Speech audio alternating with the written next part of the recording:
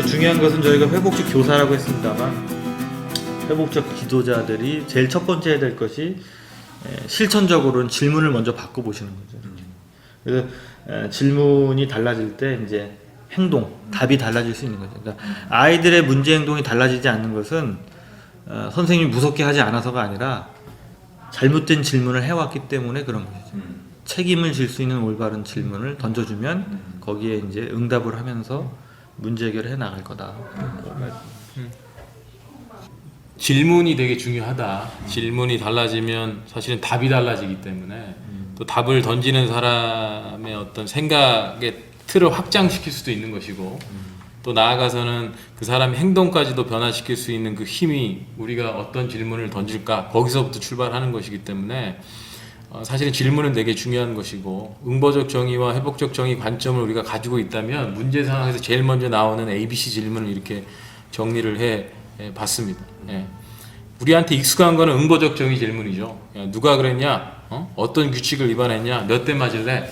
이런 질문들이 우리에게 익숙했다면 이제는 그 질문을 조금 바꿔서 다른 관점에서 나오는 질문들을 좀 던져주는 것이 좋겠다라고 하는 것이고 이 질문은 다양한 곳에서 실천될 수 있는 질문이라고 보고 한 가지 저희가 좀 예로 좀 나눠 드리고 싶은 게 이제 회복적 반성문 또는 성찰문이라고 불리는 것인데 저희가 이제 이런 내용들을 좀 전달을 해 드렸더니 학교 현장에 있는 한 선생님이 저희한테 나눠주신 그 어떻게 본인이 실천하고 있는지에 대한 부분인데 이분이 이제 아이들이 문제 행동을 하면 반성문을 많이 써와라 라고 이제 이야기를 했다는 거죠. 그래서 아이들이 이제 반성문을 써오잖아요. 근데 써온 거를 읽어보면 많이 써오지만 5장이든 10장이든 아주 오버해서 한 100장 정도 써오는데 근데 써온 걸 읽어보면 세 문장으로 요약할 수 있다는 거죠. 잘못했습니다. 다시는 안 그러겠습니다. 한 번만 봐주세요. 근데 결국 그 내용인데 그걸 쓰면서 애들이 무슨 생각으로 썼을까 이런 고민들이 좀 든다는 거예요. 결국 잘못한 나와 처벌권자인 선생님만 그 안에 있는 것이고 본인이 한 행동 때문에 어려움을 겪고 있는 그 누군가에 대한 생각들은 좀 빠져 있다는 거죠. 그래서 이분이 반성문을 새로 만들어 주신 게 이 회복적 성찰문 반성문인데 여기는 아까 나눠드렸던 회복적 질문이 좀 들어가 있습니다. 첫 번째는 뭐냐면 무슨 일이 있었는가 라고 하는 질문이에요. 말씀드렸습니다만 문제 행동을 한 아이들도 우리가 그 행동에 대한 동의는 우리가 하기 어렵지만 나름대로의 어떤 맥락이 있다는 것이고 그것을 공감받고 싶어하는 욕구가 있거든요.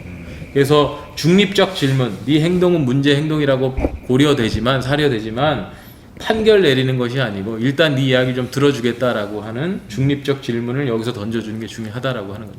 또 너냐 이게 아니고 낙인 찍고 상황을 이해하지 못한 상태에서 던지는 질문이 아니고 중립적 질문을 던져줘라. 그 다음 던져주면 좋겠다라고 생각되는 게 자신의 행동으로 누가 어떤 영향과 피해가 생겼다고 생각하냐라고 하는 피해 중심과 영향 중심으로 전환시켜 주라라고 하는 것이고 내가 한 행동이 누군가에게는 이런 어려움을 줬을 수도 있겠구나라고 하는 고민의 지점을 여기서 던져주라라고 하는 것이죠. 세 번째는 뭐냐면 그 사람들을 위해서 그럼 네가 할 수 있는 건 뭐냐라고 하는 자발적 책임을 고민시켜주는 지점을 던져주라라고 하는 거예요. 잘못한 놈이 뭐 이렇게 말이 많냐? 시키면 시킨 대로 할 것이지 이게 아니고 우리가 원하는 정답이 안 나올지라도 고민시켜주는 게 우리 어른이나 교육자들의 역할이다라고 하는 것이고 이런 질문 던지면 갑자기 그런 생각이 드네요. 선수들 중에는 뭔가 이렇게 책임이란 측면에 대한 아직 이해 이런 그렇죠. 대화가 좀 맞아요. 어려운 친구들은 어렵죠. 이럴 것 같아요.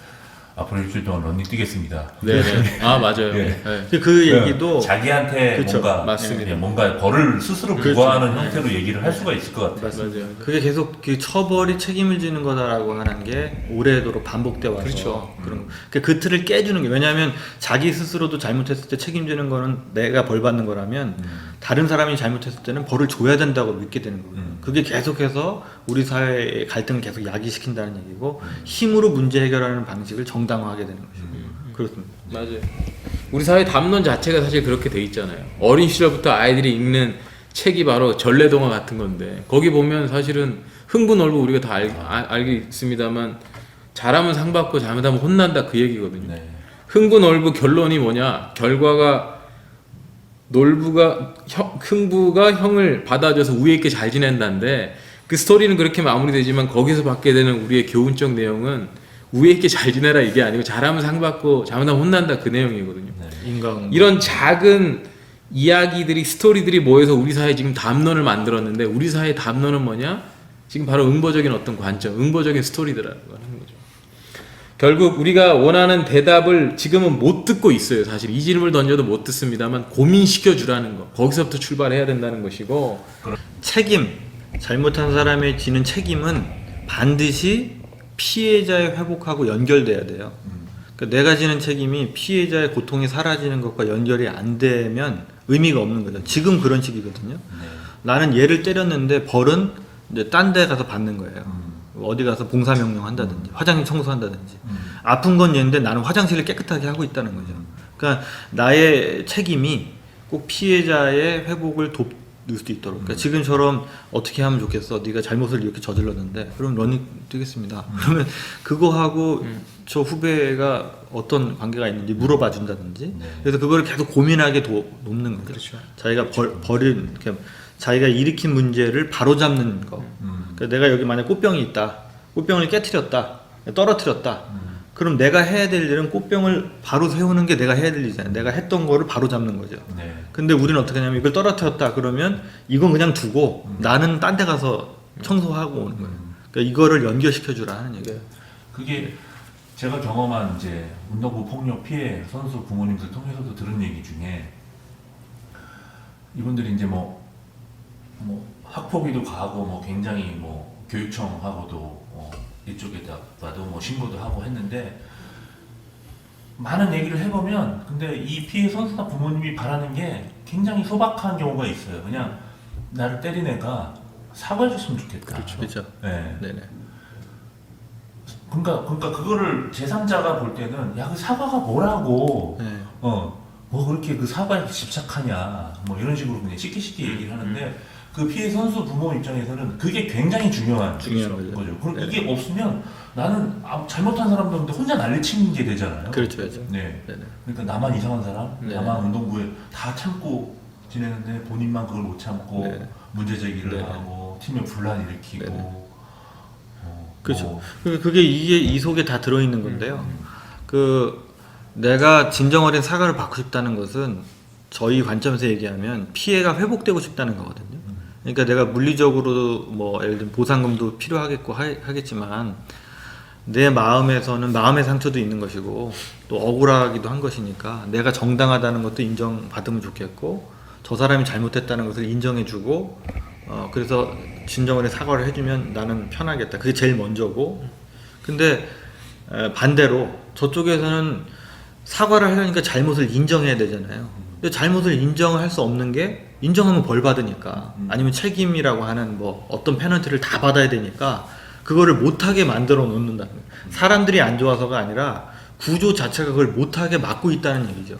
그러니까 이거를 지금은 이 관점에서 적어도 지도자들이 아까 그 야구 그런 데서 하게 되면 비공식적으로는 계속해서 이렇게 서로를 듣고 이해하는 쪽으로 바꾸는 식으로 해야만 피해자도 억울함이 풀리고 그럼 가해자도 인정하고 그럼 내가 이해한 만큼 피해 회복을 위해서 노력하면 되는 거죠.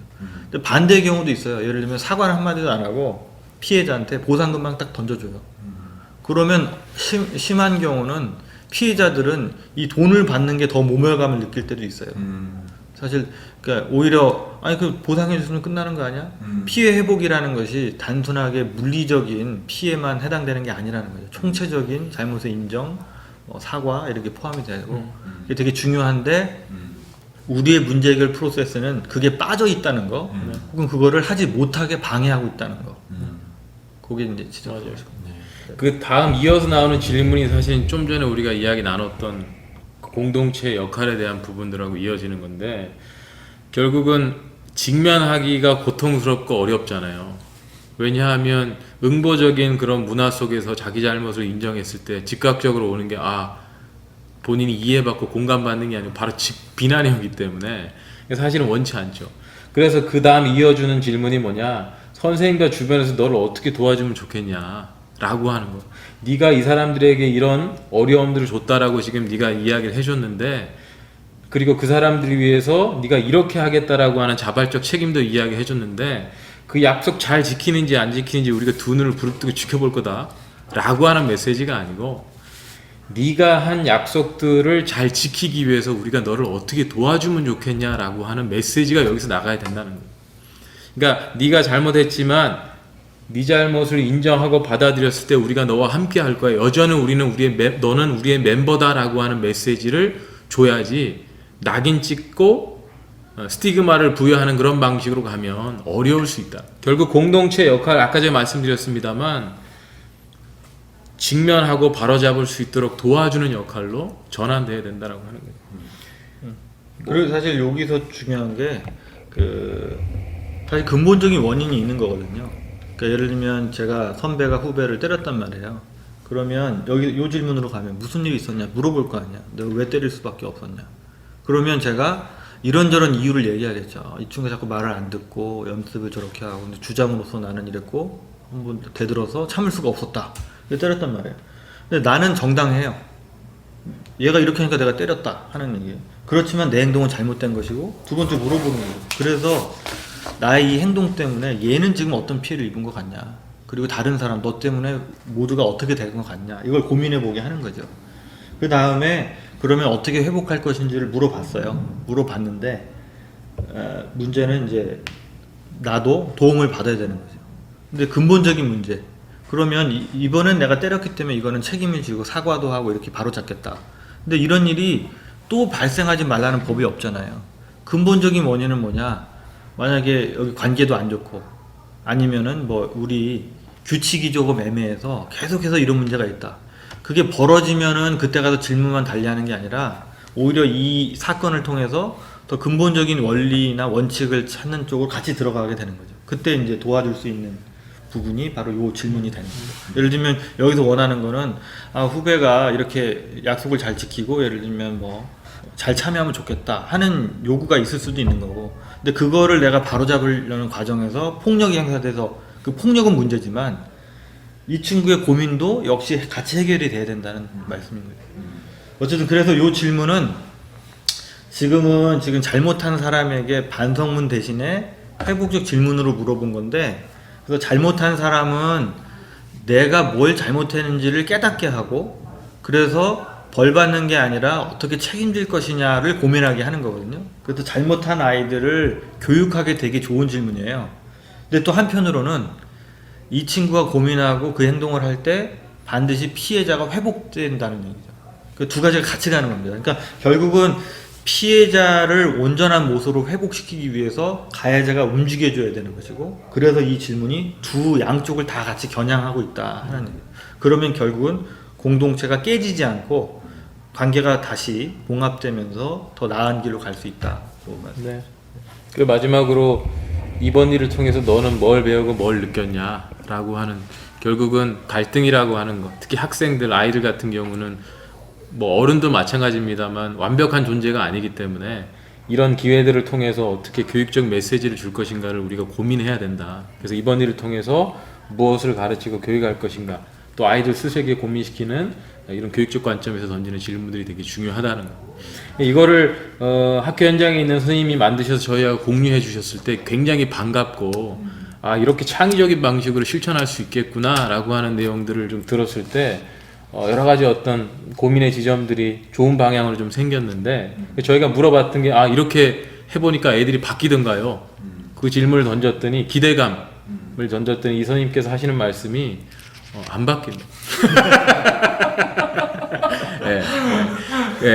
한 번에 어떻게 바뀌냐, 어떻게 보면 굉장히 우문의 현답으로 이렇게 대답을 해주셨는데, 결국 그분이 이야기하고자 같이 나눠주고자 하셨던 메시지는 뭐냐, 한 번에 안 바뀌지만 그럼에도 불구하고 이 질문들을 던졌을 때 아이들이 기존에 생각하지 못했던 지점들을 생각하는 지점이 열리더라, 그 문이 열리더라라고 하는 그런 메시지를 좀 주시더라고요.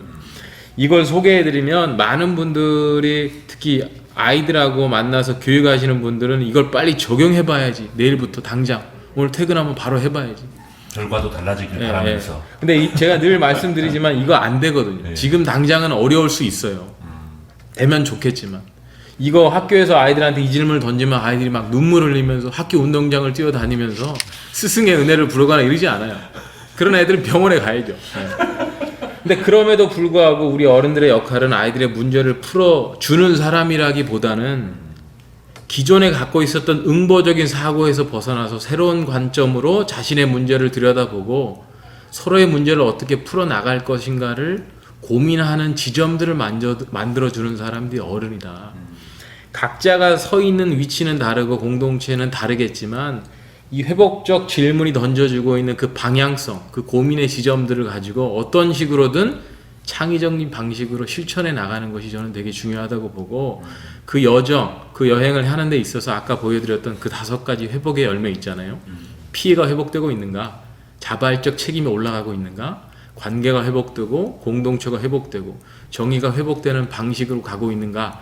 그 나침반을 우리가 잊어버려서는 안 된다라고 하는 그 메시지 좀 드려보고 싶었던 것 같습니다. 네. 사실 정확한 지적이신데 이 질문을 아이들에게 빨리 이 방법만 적용하면 결과가 얻게 될 거다라기보다 지금 지적하신 것도 결국 질문하는 사람이 먼저 변해야 되는 거죠. 이 관점으로 계속 갖고 그래서 이 질문이 자연스럽게 나오고 그때 반응이나 결과가 느리더라도 이 관점을 계속해서 시도해야겠다 그런 생각이 필요한 거죠. 처음에 전제로 하셨던 문제는 일어나서는 안 된다, 갈등은 있어서는 안 된다가 아니라